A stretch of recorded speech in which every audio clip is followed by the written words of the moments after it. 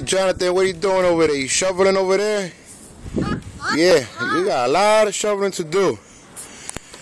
Well, this is the first snowstorm of 2012. Today is January 21st, Saturday, as you see. A lot of snow out here, pretty much, you know. My son over here. Jonathan, you got a lot of work to do. What are you doing over there? You got to shovel over here, not back there. I'm trying to get the heart. Oh, okay, all right. Well, as you see, it's still coming down over here. 2012, first snowstorm of 2012, all right? Yeah.